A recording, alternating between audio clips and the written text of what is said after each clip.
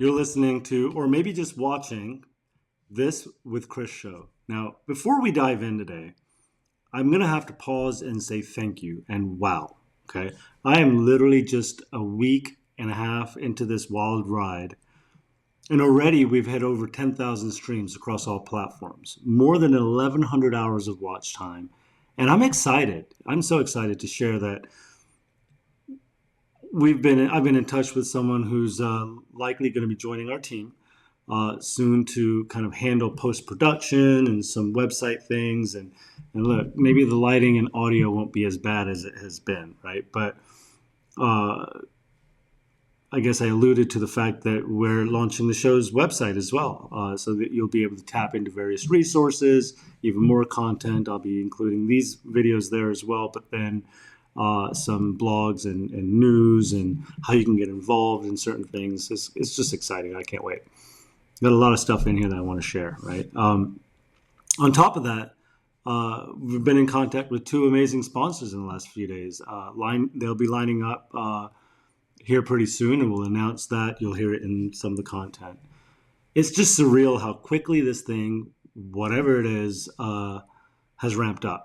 And I'm grateful for every single one of you listening, sharing, and supporting. So I love y'all. Now let's talk about this, all this stuff that's going on here. So just wanted to share. I said I'm going to add things to my desk here.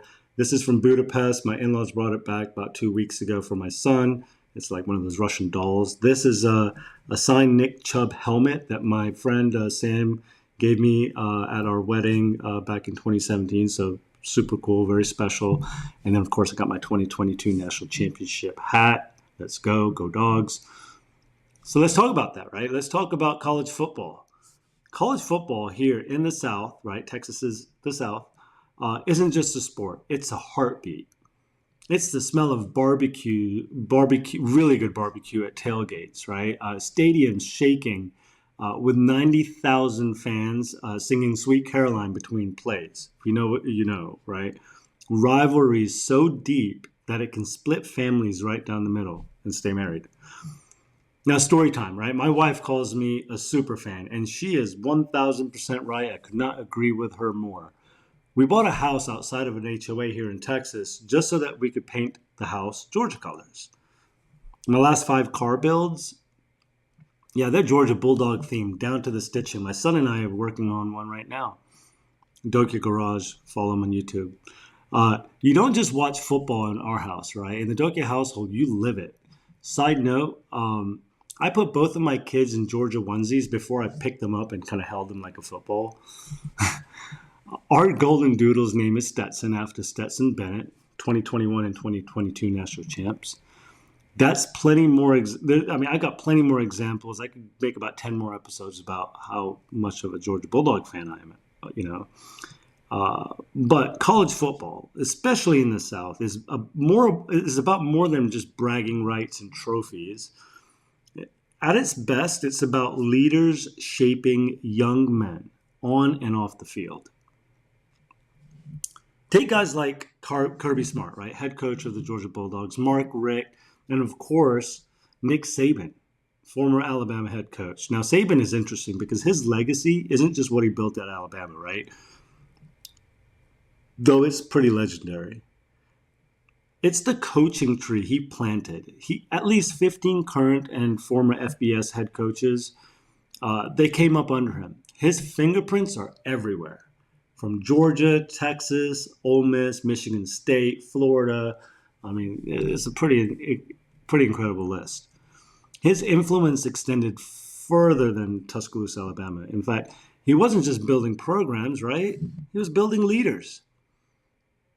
And here's where it matters. Many of those coaches, almost all of them, I would say, are men of faith.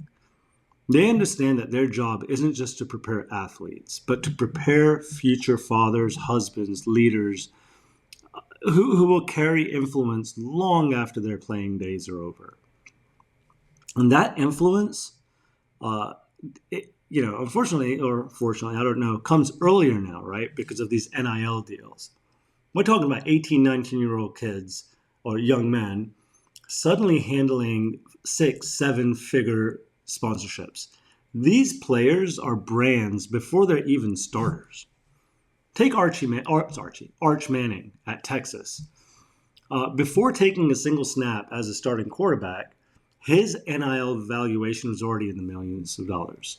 Luckily for him, he's got his uncles to kind of help him walk him through that, right?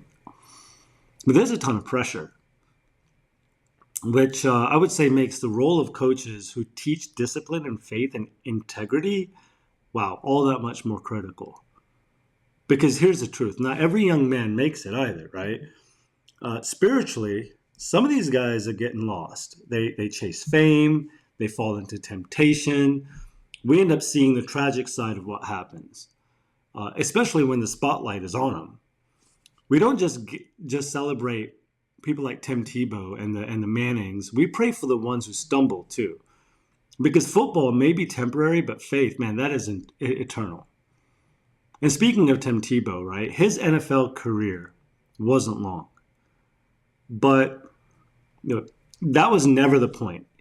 He used football as a platform, not as a destination. He leaned fully into his faith.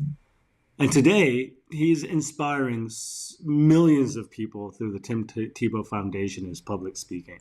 Let's take a look at Tim Tebow being interviewed by, I believe it was Harry Connick Jr.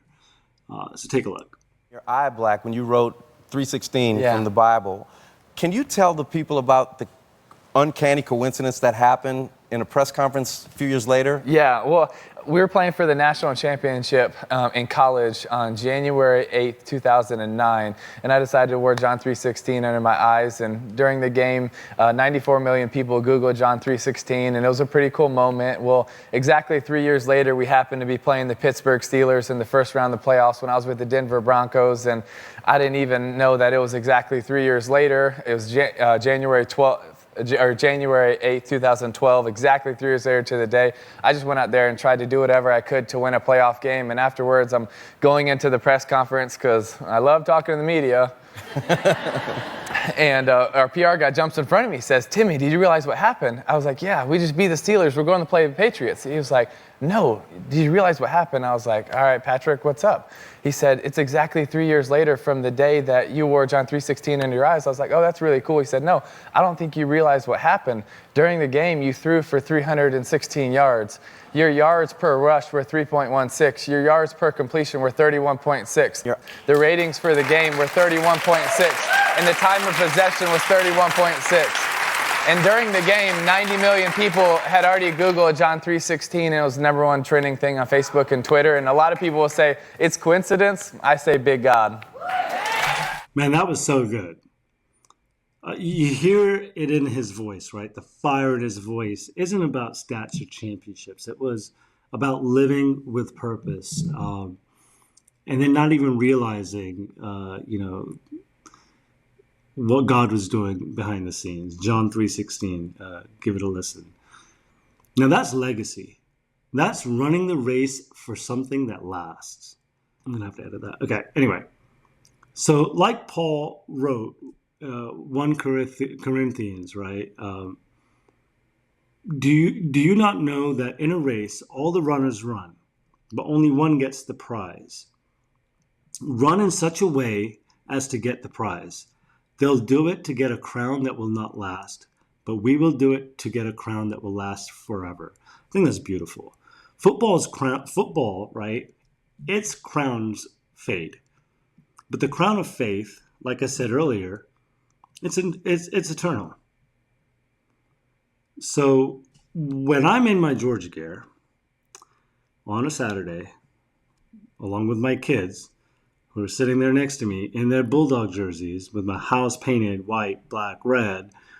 It's not just fandom, right? It's celebrating a culture where football and faith intersect. At least that's how we celebrate football.